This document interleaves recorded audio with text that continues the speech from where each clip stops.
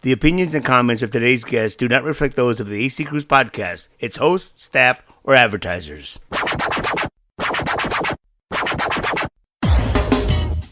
On the next AC Cruz podcast. This preacher's kid started with some of the greats, Conjunto Bernal, La Mafia, just to name a few. Once married to the late Laura Canales. Randy Caballero, Chat's career, upcoming projects like a Freddie Fender tribute, and a broken relationship with Xelencia, one member to be exact. And one of our biggest things, even back with La Mafia and Xelencia, with Griever and with all these big record labels, back then they wanted us to keep, like with Ni por mil puñados de oro, the label just wanted us to do more songs that sounded like that. And me and Speedy are going, no, we have a shit ton of other music that we want to record. And so that kind of created some conflict with the labels. Not enough to drop us or anything like that, but once we left David kind of rode the wave for a little bit and then disappeared. So, I didn't make the band. Speedy didn't make the band. Adam didn't. None of us individually made the band, but all of us as a unit, it was magic. On the next AC Cruz podcast. Hot damn, look who it is. How you doing? After how many years? How long, Randy, how long has it been, man? Dude, I still tell the story about going to KYST at 3 a.m. when we just got back from Nashville. Nothing. Anyway. So what did you have for Thanksgiving, man? Aside from turkey. Oh, stuff, dude. Bunch of turkeys over here. You look good. Hey, that's thank you, brother. You do too, man. Thank you, man. La bola de años, güey. I'll tell you, man. Anyway, listen, man. For our subscribers, our listeners that enjoy this podcast, man, we need to let them know who we're talking to. We're talking to Randy Caballero. Randy has a long history in La Onda Tejana, as well as blues, rock, everything you do in your studios, man. By the way, I want to thank you for taking time out of your busy schedule, because I know that you're at the studio recording right now. Yeah. And I know you're busy, so thanks again for taking the time. Absolutely. It's my honor, brother. We owe you a lot from the 90s. I don't remember all of them, but yeah. First of all, Randy Caballero, tell us, what are you doing now? You a producer? You still gigging? What's going on? Yeah, 512 Studios, man. I'm representing. We merged studios. Studio Masters is my recording production company. But I've been working with Omar Vallejo for many, many years.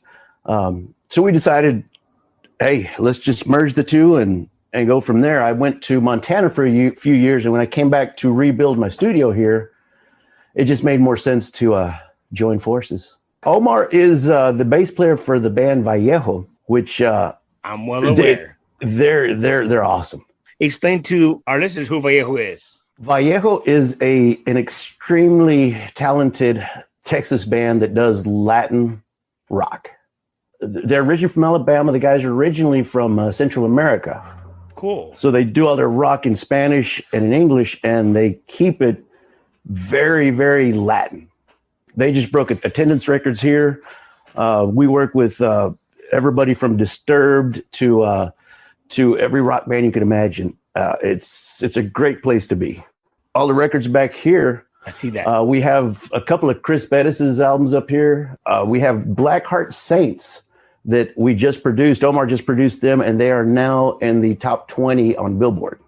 Wow! Congratulations, you guys, man. Thank you. We're doing great. If you look back here, we had successions of Studio of the Year for 4 years in a row. Congratulations. Now, this studio is in Austin, Texas, correct? Yes, it's in South Austin. It's on Lamar, near Barton Springs. It's right in the middle of the whole South Austin groove thing. And that's one big compliment that we get. We always get the same compliment that the vibe here is just great. Everybody can relax and do their thing. Listen, I want to talk more about your studio, but let me let the listeners know you started off with La Mafia. I actually started out with Conjunto Bernal. Are you serious? Yes, I was 17 when I moved to the Valley with Paulino, and I was on tour with him when we were opening for Billy Graham at Anaheim Stadium, the Olympic Auditorium, the Hollywood Bowl, all over. So we were doing stadiums when I was 17. Conjunto Bernal, Eloy, Paulino, Huicho, Luis, Ernest Gonzalez. That was my college. That's crazy, man. Now hold on. Now you hooking up with Paulino. Where are you from originally? I was born in Amarillo, raised in Houston, and then my parents moved us to Corpus Christi. So I knew Ernest from gospel shows that we used to do. And I was actually managing a Domino's Pizza in Cal Allen when Ernest called me up and he goes, "Hey, Paulino wants a keyboard player. We're leaving for Chicago tonight." So I called my manager up at Domino's Pizza. I said, "Hey, Cindy, what's your name?" I said, I'm going on tour. I said, "I'm leaving. You need to come close up the store." She thought I was just trying to get out of work. So she comes in storming, and they actually pulled up in the tour bus to pick me up to go pack my clothes. And after that, she was crying and happy when she saw the tour bus. And that was my first professional tour. Wow, that's crazy. I did not know that. And actually, the reason I got into La Mafia was because Paulino, and as you know, Mondo's been doing a bunch of stuff with Paulino over the years. Oh, yeah. Paulino's his hero. So a cousin of mine tried out for La Mafia and didn't make it and bet me $20 that I couldn't. So I went to go see him in Alice. Wait. So you joined La Mafia based on a bet? Yeah. Yep. And when Mondo found out that I was playing with Paulino, it's pretty much a done deal. How long were you with Bernal? A couple of years with Bernal, and then I went to La Mafia. Did you have to change your ways? No. My dad was a Pentecostal pastor. I was raised in church. That's where I learned to play piano. It was the most logical path for me to do anything big, because I really wasn't. I mean, I really didn't know who La Mafia was at that point in time. Sure. Because I was in church. So, once I got into La Mafia, everything changed, and a preacher's kid on the road with La Mafia. Yeah, well, what you gonna do? How long were you with La Mafia? And which CDs were you on? Or did you do any CDs? I came in right after 1986. Was you, Si Tú Supieras? Right. Yeah, that was dope, man. So I never did any of the studio albums. I did the live albums, but not the studio albums. You remember the live album that we did in Houston at the Coliseum with the laser light show? Yep. I was the MC. And I was totally thrilled because I'm going to be on this live album with La Mafia. Then come to find out when they were doing the production, the final mix, they hired Bill Young. I remember that. But I was not pissed off because Bill Young, I love the guy. The guy had 5 seconds. He's one of the first guys that did Sunday. Big voice guy. That big radio boy. Oh man, he's good, man. And I actually remember producing a commercial for the 4th of July with let's see, Agustin Ramirez and all these artists, and I got to produce it in Bill Young's studio. So that was nice. It was cool. Anyway, so you would love Mafia for 3 years. What were those 3 years like, man? It was a crazy, like for me, like I said, I grew up in church. So it was a whole nother world for me. We were sponsored by Pepsi at that point, and so we were doing high school tours. I remember one time me and Adolf got caught. We had security taking us to the bus, and all these high school girls are just going absolutely nuts. And so me and Adolf got pulled back into the school because of the crowd. And meanwhile, there's 3 of these elderly, very respectable ladies from Pepsi in the bus waiting for us. And so we make another run for the bus. I make it to the door, and then I just hear my shirt going. They ripped off my shirt, tore off my necklace. I jump into the bus, and these 3 old ladies looking at me going, "Are you okay?" So it was a wild ride. You can imagine 86 with La Mafia. Dude, we were styling. We were kicking it. Do you still talk to Mando or Oscar, any of the guys? Oh yeah, absolutely. No, we're still real good friends. I see them every chance I get. It was an awesome experience for sure. For sure. Now, obviously, you answered everybody's question. What your instrument you play, and obviously it's keyboards. Do you play any other instruments? Oh yeah. I do. That's the one good thing about being in the studio is I'm a good guitar player in the studio because I can do it over and over until I get it right. Yeah. But I'm surrounded by incredibly great guitar players, so I only pull that out every now and then. But yeah, I mean, guitar, bass, keys, accordion, not very good, especially when you have, cats that come in here that really know. I mean, I grew up with Frankie Caballero. Well, forget about it. That's another question I was going to ask you, man. You're Caballero, Frankie Caballero. Are you guys related at all? Yeah, we've claimed each other for 15 years now. I mean, I don't know what the lineage is, but there aren't very many Caballeros out there. DJ Frankie. Yeah, Frankie, that's a different breed. He's got a story, man, and he's incredible. Anyway, forget about it. Can we pause for just a second? Sure. Hold on just a second. This is one of my prized possessions. And it says the New Wave Band. The New Wave Band. This band was Jesse Serrata, Hugo Guerrero, Frankie Caballero, Mario Gonzalez on drums, me on keys with Hugo, and Snowball. That was that band. Wow. That was an awesome band. I bet it was, man. Cream of the crop, brother. Yeah, Snowball, dude. Just to be able to play with Snowball for so many years was incredible. What year to what year were you with New Wave? Dude, probably 94 to about 96, somewhere there. When you left La Mafia, if you don't mind me asking why you left La Mafia? Well, not for any bad reasons, but it's the ongoing thing with La Mafia. La Mafia, the core was at that point was Oscar and Leonard and Mondo. And so we were on salary. So we're making $500 a week and they're, scoring 40 grand at the gig. And so it got to a point, Speedy left, I left, Jesse Perales left, Jesse, the other big Jesse left. We all left about the same time. And you guys formed Xelencia.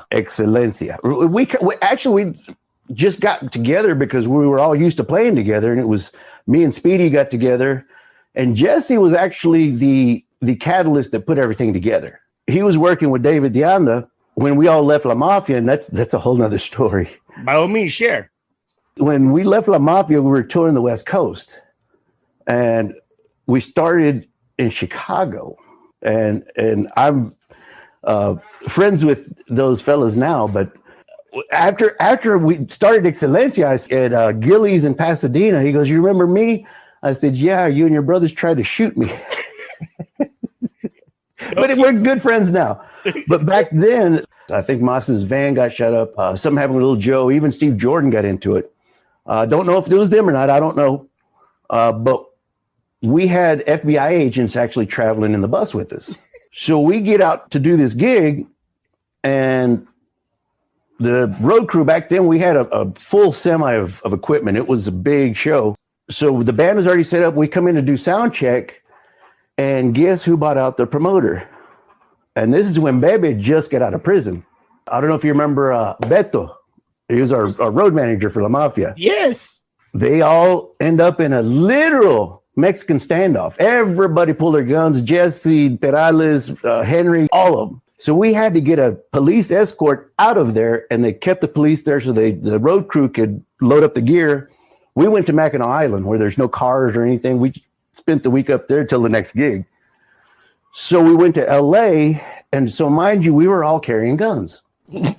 God bless. So when I quit the band in LA, I had my 22 in my bag when I went to the airport. Mm-hmm. So I put my bag on the conveyor belt, and they go, "Excuse me, can we see that bag again?" I said, "I know what you found." I said, "All my ammunition is in the bus. If you call agent so-and-so and so-and-so, they'll confirm my situation." So I spent 2 days from the FBI, the CIA, Homeland Security, everybody. They got a hold of the FBI agents. They let me go. It's not even on my record, but I had a firearm at the airport in Los Angeles. Get out of here, man. That's crazy. That was my exit from La Mafia. That's crazy, but La Mafia had nothing to do with that. No. That was all you. Right. And the good thing was that I left all my ammunition was actually in my bunk on the bus. That's so crazy. All I had was the actual pistol. So, Randy, and then crazy. The FBI agents confirmed everything. So, yeah. How's that for a story? That is a story, man. So then we get together. Jesse pulled us all together, and David Diana's brother-in-law was a Nashville producer. So that's when we went to Nashville to do the first 3 songs. But the manager only wanted Jesse because Jesse was David's friend. David, obviously, because he's a singer, and me is the arranger. And he was going to fly us 3 out there. But we told him, I said, "John, we have to have the band. The magic is in the band." And so he goes, "Well, I'll give you the money for your flights. If you want to bring the band up, you pay for them." So we did that. We did half a day of country pickers charting out the songs and and playing, and they played the songs, but it wasn't Tejano, it wasn't our Tejano, Xelencia La Mafia style. Yeah. So after about 4, 5, 6 hours of them trying to get it, John goes, all right, you guys take a break. He goes, take a whack at it. Second take, John sent all the country pickers home, and we did the 3 songs, and that's what we brought to you. And it was good shit, man. I'll tell you right now. Bob Griever, the next day, when he heard it, called us. John Hamilton, he was in Nashville.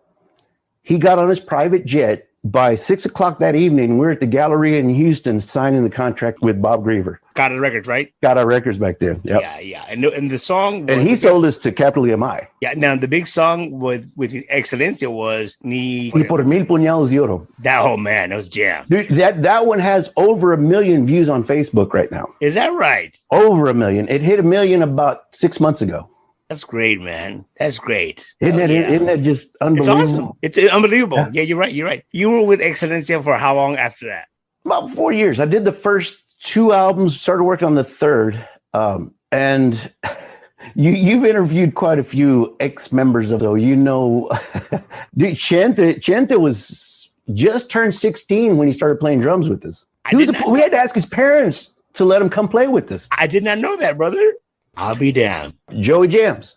I mean, we nourished a lot of young, incredible musicians through that, man. Mainly because Speedy.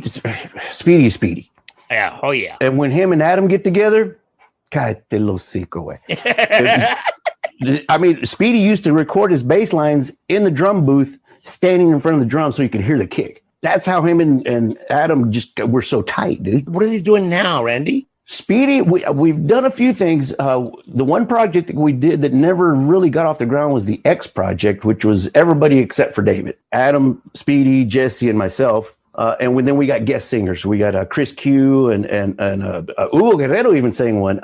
Who else? The Brown Express. Rick Fuentes. Yes, Rick.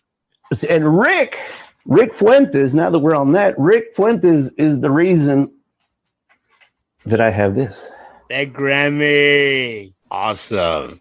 Best Tejano album of the year. This was with Ruben Ramos. Congrats, man. Hell yeah. That was pretty awesome. That year that I was nominated with Ruben, I was also nominated with Tortilla Factory. We did Ham's last recording session was at my place. Yeah, so he actually, during the American Grammys, they actually paid homage to him and showed a picture of him at my recording studio. It was just the biggest honor ever. For sure it is, man. Now, when you said everybody with Xelencia or the X project, except for David, why wasn't David included in that project? Because he's a pain in the ass. Speedy's a pain in the ass. Okay. But you can work with him. David's the other spectrum. He's on the other side of the spectrum where he's a pain in the ass and you can't work with him. I tried a couple of times to bring him back. I was working with a company in New York. I moved to New York for a few years working with Tambourine Management, playing with AM60 and the Mosquitoes. We were opening for the Doobie Brothers, the B-52s, killer bands. Yeah. And Tambourine Management was interested in working with us, with Xelencia. Yeah. So we met with David, and needless to say, we drove off shooting him the rod. Do you still talk to him at all? No. He'll text me every now and then, but it's my little brother is always on my ass. Isaac is always on my ass because he goes, dude, you just need to do a reunion tour. The problem with it is I have a couple of friends that went and did some gigs with David recently. And I said, so is he slowed down drinking or is he... No, wait, for working musicians to go, I'll never do another gig with him. It's pretty bad, dude. Dude, the whole time he'll be talking about himself in the third person. What David Deonda does, he's going to hate me even more now. When we were at Capitol Records, we went from Capitol Records to Capital EMI to CBS. Yeah. And Griever picked him up as the spokesperson for the band. Yeah. And he ended up in, voluntarily or not, I don't know, and I don't want to know. He thought that Griever was giving him all these trips to Mexico and all this stuff. It was all coming out of our royalties. Ouch. I'm saying this because I have to legally. This is allegedly. I got to. Allegedly. If you ask David, as Jesse will tell you the brutal truth. Jesse, I love him to death. I wish he was able to shape up just for a tour. Yeah. You know what I mean? Just give me 6 months. Yeah. Because if we did an Xelencia tour with all the original members, no, but dude, it would be huge. I mean, I'm doing a project with another friend of ours from the Valley, from the Rio Grande Valley, and he did 2 shows with David. They had to get somebody else to sing by the last set. It breaks my heart because we could be touring like rock stars right now. You know, we were what we were in the 80s, and we were so passionate about the music that we could play the music sober or drunk. But like everything in life, you have to mature and progress. We created the following that we needed, but we never followed through with the maturing and touring and things like that. Making life out of music is you have to be sober. You have to be able to do things other than just drink and play music. I still got my hopes up. There you go, man. I do. If we can get him just to clean up just for a little while, man, that would be so huge for all of us. Love you, brother. Love you. Let's see if we can do this. There you go. Hey, Randy, when you finished with Xelencia, what was next? When I left Xelencia, there was a whole lot going on. Actually, I think I went straight from there to Alex Montes. Oh. Una chica muy especial. Oh, forget that. First of all, can I tell you, I've always loved Alex's music, man. I think When I heard his stuff, it's all keyboard. Yes. I was loving it. The first time I heard, hold on, don't tell me. Selena did that song. Damn it, what's the name of that song? His version, the very first version I heard was late 80s. Damn it. I can't remember right now. Well, dude, and the other thing is, when I joined Alex Montes, here's the funny thing. I'm sitting there learning all his material, and it's all in sharps and flats, like the hardest chords to actually play on the keyboard. Yeah. And so I went to him. I said, dude, how did you do this run? He goes, well, I transposed everything to C, which makes it the easiest chord ever to play. But it's like, man, I don't transpose. So I had to learn everything in the sharps and flats. And he always had those he had these intricate runs and stuff. It was a lot of fun. Porque contigo todo es querer. That's it. Yeah. That's it. Selena covered that tune, but that's Alex's song, man. Yep. And here's the funny thing too, is when I joined Alex, he was producing Stephanie Sullivan's. Yes, in Lake Jackson. Yes. I told Stephanie when she was here on the podcast, I said, believe it or not, when he started, he had a trailer, if you will. Yeah, a mobile home. Yeah. A mobile home right next door to Bobby Joe's in Angleton. Yeah, yep. I recorded a bunch there. We had one time that we had a huge storm, and the motor home started leaking water. And we had, between me and Alex, dude, we had 14 keyboards set up with racks and all kinds of shit, and everything got wet. And so luckily the power wasn't on. The power was off when everything happened. So I got my keyboards, I stood them up on the wall, opened them up. I said, all right, well, let's go have a beer. And Alex goes, no, dude, I want to, so he took a blow dryer to his to dry it out. Yeah. Melted some resistors. All my keyboards booted up because I let them just dry naturally. But he had to buy all new keyboards. Okay, so now you're done with Alex. Who is next, man? After Alex was Laura. Oh my goodness, Laura. Laura Canales. We started dating, hooking up, doing what we do, and so again another college moment for me. Because what I tell all these young cats that come through here is, and this is something Paulino taught me. He says, any monkey can play the notes, but when you can play one note and move people, you're doing it right. That emotion, you have to be able to express the emotion as well as the notes in the music. So that was a big thing for me back in those days.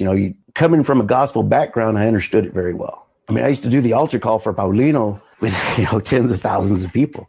It's always interesting to work with young cats like we have here. If you don't mind me, Randy, going back to Laura, you guys got married at one point in time, right? You were married? I still think it was a setup. No, we were in in a condo in South Padre. And it was, the mayor was there, the bunch of city officials, judges, and all that stuff. And we'd already been dating for a few months. And they had this big penthouse on the island and a big old grand piano. So I was sitting there playing, and she was singing, and I was playing piano. What songs was she singing? Oh, dude, her stepdad, Valle, the guy that was dating her mom. Okay, cool. So it was never really like, it was just kind of a mutual relationship. They were older folks. So. But Valde had a trio like Los Tres Reyes. Oh, cool. And then you throw Laura into the mix, and we'd just be sitting there at the house, dude, and the level of music. I mean, that was the thing with Paulino Bernal. When I was touring Conjunto Bernal, we'd be in the tour bus trucking down the road working on 4 and 5 part harmonies. Man, that must be cool. Oh, dude, it was to this day, I can remember it like it was yesterday, because it was college for me. I mean, that's what taught me so much. Now, when you said it's been a long time, but I think, did I see you at Laura's funeral? I showed up, yeah. Yeah, because I was in radio in Corpus when she passed, man.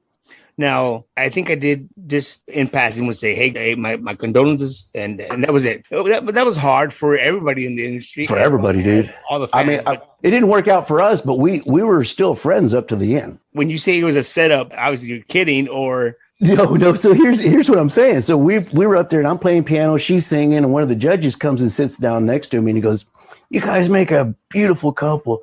If you guys could get married tomorrow, would you do it?" And I was drinking scotch, I think, and it's like, "Oh, hell yeah, I love this woman. I'd marry her tomorrow." Woke up the next morning in the condo, and they said, "We're all set up. We got you some rings. The judge waived the blood test, everything else." So by 2:00, I'm at the courthouse getting married. And my mom still has the newspaper clipping where it says the groom was wearing black sweats and a black T-shirt. It made the papers, and they had to set up for a suite for the rest of the week. And I mean, did it ever cross your mind to say, "Wait a minute, I just married La Reina de la Onda Tejana"? I mean, I just got married to Laura Canales, man. Well, I mean, I was in the moment, so it was never anything like that. I was always in awe, though. That was the one thing, is even when we were just sitting at the house farting around, she had what I told you. She could hit one note and just hit that one lingering note, and you get chills all over. Laura was... that was a gifted woman. Crazy as all of us. Yeah. But yeah, and she, same thing with her. Kingsville, she grew up singing with Paulino and Eloy and all those guys. Yeah. Well, I can see I kind of rattled you a bit. I do apologize, man. No. And you know what? The biggest crowd I ever played for in my life was with Laura. We played Fiesta Broadway in Los Angeles. It's a block party downtown LA. Roy Paniagua was playing bass. Richard Solis was playing drums. Who was playing guitar? I forget who was playing guitar. But the attendance for that day, not for that show, but the attendance for that day at Fiesta Broadway was just under 1 million people. Wow. Very cool. We got on stage, and there's people in the buildings looking out the windows on their balconies. And that was the one time I had a little bit of stage fright. Yeah. Fucking Richard Solis goes, 1, 2. And it's like, I don't know what I'm doing here. Yeah. Obviously, I played, and after a couple of measures, it's like, all right, we're here. But that was the biggest show I ever played in my life, and that's including Olympic Auditorium, Anaheim Stadium. Let me ask you this though: what did Laura say? Oh, dude, she was the title of Queen was perfect. Nothing phased her. Okay, go. That's what I want to know. Right on. Nothing phased her, dude. Because like I tell you, all she had to do is like Selena did in that show in Mexico when the crowd was getting crazy. All Laura had to do is get up there and hit a freaking note and capture everybody right there. If you don't mind me asking, Randy, what led you guys to split up? You don't have to a whole bunch of stuff. A whole bunch of stuff. No, I'm not. I've lived my entire life, dude, in front of God and everybody. Yeah. You know, as far as being in La Mafia and Xelencia and all that stuff, there's everything I've done in my life has been out in the open. Okay. And it's just hard to maintain a relationship. And yeah, about 4 months later, I kind of sobered up a little bit and went, fuck, I'm married. Yeah. And I was starting to go on tour with some other bands, so it was just not meant to be. Fair enough. So what are you doing now, man? Now, dude, I've got some really great stuff. I've been extremely fortunate to work with other genres. And one of our biggest things, even back with La Mafia and Xelencia, with Griever and with all these big record labels, back then they wanted us to keep, like with Ni por mil puñados de oro, the label just wanted us to do more songs that sounded like that. And me and Speedy are going, no, we have a shit ton of other music that we want to record. And so that kind of created some conflict with the labels. Not enough to drop us or anything like that, but once we left David kind of rode the wave for a little bit and then disappeared. Yeah. So, I didn't make the band. Speedy didn't make the band. Adam didn't. None of us individually made the band, but all of us as a unit, it was magic. Yeah. So did the label put you on the shelf? They didn't put Xelencia on the shelf until we left David. Got it. They gave David one more project and then they dropped him. Yeah. And I think he came out with La Ley or something like that. He completely went into a whole nother thing. And like I said, it's just maturing. If you don't mature in any business, it's not going to work. Yeah. You know, working with these other genres of music. I mean, what's happening now? Actually, I'm working on a very interesting project with Los Lonely Boys. Really? FYI, Los Lonely Boys are Speedy's nephews. Yes, I'm well aware of that. So I've known the whole family since they were little bitty kids in Pampers. Sure. All of them. We used to play with their dad all the time. So that's one of the more exciting projects that I've got coming up. We've got a couple of Tejano projects that we're working on that. I was going to ask you, if I'm not mistaken, I heard that you were working with Tex Maniacs or Baca. Yes. Tex Maniacs. Max came in. I'm doing a Freddie Fender tribute album. Very cool. Tell us about that, please, man. So here's what we're doing with that. I'm getting bands from different genres. Del Castillo is they're going to do one. The Texicana Mamas, which just made their debut at the Grand Ole Opry, they did vocals on Wasted Days and Wasted Nights. Wait a minute. They call what are they called again? Texicana Mamas. Robert Rodriguez, the film director. Yes, yeah. That's his little sister is one of the singers, Patricia Vaughn. Stephanie, I forget Stephanie's last name, and Tish Hinojosa. Oh yeah, I don't Tish. So they have a band. They just did the Grand Ole Opry. I'll be damned. So I got Will K. Owens come in. I went to go see him. We do a gig here on Sundays at Seaboys, and he did a funk version of Wasted Days and Wasted Nights. How was that? FreddieFenderTribute.com. It's insane, dude. So the Texicana Mamas did all the backup vocals. Fabian from Ruben Ramos, the sax player. Yeah. He arranged all the horns for it. So the premise behind it is I have jazz musicians, Latin musicians, rock musicians, and my only stipulation is Freddie Fender's had to record the song at least once, and I don't want you to record it the way he did it. Okay, got it. I want your version of it. Very cool, man. So it's we're sticking to the basic ideas, but these guys are knocking out of the park. They're finding songs that Freddie Fender recorded that I had never heard before. And Freddie Fender was a family friend of ours. He used to pass out on my sister's sofa. He used to hang out at my brother's car lot. And we'd sit there pounding beers, and he's like, Freddie, you can't go home. So he'd pass out. Him and freaking Johnny Rodriguez. Oh, my God. Forget about it. Johnny, we had the cop called us one time, and Johnny goes out there, and he's about 5 foot tall. 5'5" with his hat on. And the cops go out there, and they already know. And he goes, don't you know who I am? I said, yes, we know who you are, but you still have to turn the music down. But that's another country singer that was a lot of fun to work with. Who else? We got Clint Black recorded a harmonica part with us at Digital Service in Houston. So is it safe to say, Randy, that you are now the producer as well as a musician on the side? Okay. Because the reason I say a musician on the side, I did see a post where you were gigging by yourself, I do believe, or maybe with somebody else, but it was at the Driscoll, the Haunted Hotel, downtown Austin. Dude, I went to Montana. I left for a year here, a year there, but we did that Driscoll Hotel for 12 years, every Wednesday. Now, hold on real quick. The people that don't know, Randy, we got subscribers, listeners all over this world, man. I mean, I kid you not. We got Rebecca Cranston down in Australia. We got Ritus in Philippines. We got Rudy in Germany. So anyway, we have all of these subscribers who dig this podcast. And what I want to tell them, in the capital of Texas, there's a hotel that's haunted. It is the oldest hotel in Austin. Okay. They actually have haunted tours throughout the hotel. So 12 years that we did this gig, 12 years, I would go into the men's restroom and there was always a picture where I would go and the picture was always crooked. So every Wednesday I'd go in there and I'd straighten that sucker up. And every Wednesday I came back, it was crooked again. Dude, the stage behind us, there were secret doors, there were secret passageways all through the hotel because, and this is something that I figured out when I went to Montana. I bought a bar in Montana, and when I went down to the basement, there's these underground tunnels. And they had the underground tunnels because that's how they would transfer the money without getting robbed. So the Driscoll has the same thing.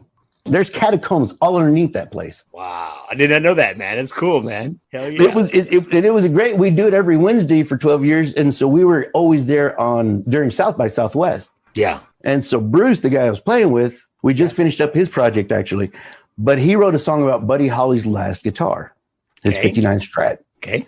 And made it all the way to Maria Elena, Buddy Holly's widow. They're best friends now.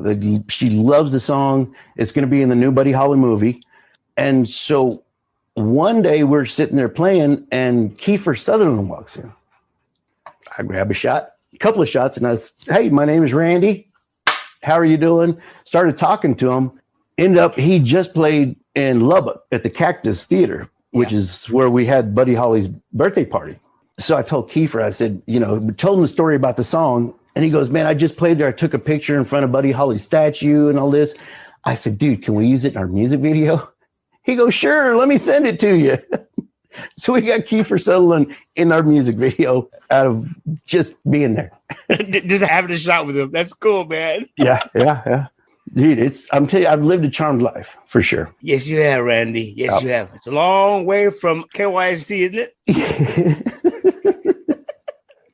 But dude, that laid the whole foundation for the rest of our lives. Mm-hmm. I remember your dad, dude. He used to scare me. Yeah, dude, he just had that overbearing, not overbearing, but you knew when he walked in. Oh yeah, hell yeah, you did. He had that presence, didn't he? Yeah, absolutely. Dude, so many memories. I mean, out here at the studio, we have a Shell station next door. Okay. And so we're always going in there buying beer and sodas and all that. And this guy's just sitting there staring at me. And so he finally walks up to me and goes, is your name Randy?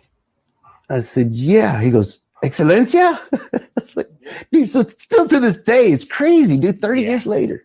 That's awesome. So what's next with the studio? And please tell us if I'm interested, if I got a band and I want to check out your studio or maybe consider it for my next project. Tell me about that. 512 Studios Live is our TV show. Austin has received millions of dollars to help the local musicians. And they're giving it to the bar owners. So it doesn't help the musicians at all. So what we did is we put a package together to sell to the city, because the TV show is on the CW every Saturday at 5:00. We're going to start our 13th season. Give me the title again. 512 Studios Live. So we have a phone app. You can go Android, Apple. You can go to 512 Studios Live on your app store, and you'll see all 12 seasons. We're on YouTube, 512studioslive.com, all that mess. Yeah. Austin got $70 million to help local musicians. What do musicians need? They need product. They need exposure. They need to be seen. If they have a gig, they need to be able to promote themselves somehow. So what we proposed to the city was, you guys take over the TV show, the bands come in for free, and even to this day with the way we have it now, once the show airs on TV, We give the musicians the videos, the multi because we do a 24-track multi-track recording as well as a 7-camera shoot. Oh, wow. So after it airs on TV, we give them all of it. Yeah. For them to use any way they want. And that's what new starving musicians need. They need exposure. They need material. They need music. They need videos. So we tried to sell it to the city. And they turned around and said, well, we want to own the studio. We want to do this. We want to do that. So it never panned out. We're still doing what we do. Yeah. Omar has helped the local scene here more than anybody I know. Omar and I were part of the first South by Southwest when they first started decades ago. It's turned into a corporate machine now, but sure, we're from that school. We're trying to help. We've had our heyday, not that it's over, but it's so gratifying when you have these young musicians see their dream materializing in the studio and look at us and go, man, thank you guys. If it wasn't for you guys, for me, that's the bigger payoff now. Sure. You know, I love playing. I love doing the big shows, and that's hopefully, always going to be there. But helping young musicians is like the freaking Blackheart Saints, dude. They're all in their 20s. Yeah. 24, 25. Yeah. They're freaking on Billboard, and it was all created right here. That's awesome, man. Congratulations, man. The foot traffic that we have through the studio is incredible. We had another keyboard player, another piano player came in, and I'm just saying hi to him. Really nice guy. I forget his name, but so I said, what was the last gig you did? Carnegie Hall. Get out. I was like, oh shit. I shook his hand again. I said, maybe it'll rub off. Come here. But dude, just doing stuff with Ruben, Tex-Maniacs, all that, dude, for me, it's just awesome. To have those guys. And we had Rene. Wow. He came in and did a bunch of stuff with us. So real quick, Randy, the last thing that I want to ask you, do you think a reunion with Xelencia can happen? I do. It's going to happen one of two ways. David called me for a gig. I said, you know what? I'll do it, but I want to work directly with the promoter. I don't want you to pay me. I don't want anybody else. And I'll show up, do the gig, work with the promoter. It never happened. So I think it'll happen without David. I think we'll have, guest singers come in, but all the original musicians. Because the only way it'll work is if David is willing to give up control of that situation. Yeah. Because, what is it? The definition of insanity is doing the same thing over and expecting different results. Yeah. I already worked with him enough to know what's going on. So if we can find a promoter to completely take control, even if David agreed, I would still have a backup singer in place. Now you say this lovingly because, like you said, lovingly. No, dude. If that fool could clean up for just a little while, man, we could make a shit ton of money. Damn, dude. When we started Xelencia, we were touring with Mas. It was I could never forget Christmas Eve at Gillies in Pasadena. It was Xelencia, Mas, and Steve Jordan. That had to be one of my dad's shows, man. I think it was actually. My dad. I'm almost positive that it was. It was. Steve Jordan was there, and he had his tickets. He was on the flight that crashed in the Atlantic to Frankfurt, Germany. Yeah. He had tickets that. Yeah. He was supposed to be on that flight. He missed his flight. Yeah. And it was right before that, and he was showing us the tickets. Steve Jordan used to come out to our shows all the time. He was a great friend for years and years. Rest in peace, man. That guy is one of the most talented musicians and craziest musicians I've ever met in my life. Yeah.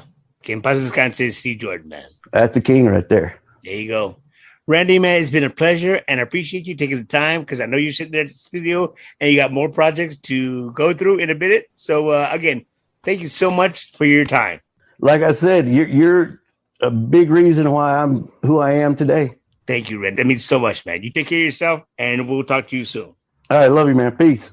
Thank you so much, Randy Caballero. 512 Studios Live is the name of the TV show, or just check out his website, 512studioslive.com. Be sure to check out the FreddyFenderTribute.com. You got that? FreddyFenderTribute.com. Now, regarding David De Anda, I reached out to David, and he basically said he didn't give a damn what anybody thought about him or his personal life. especially former band members. And speaking of personal life, he was busy taking care of a medical issue regarding family. Not him, but someone in his family. So I invited him to come on the podcast as soon as we can. We're going to try and get him in here to give him equal time.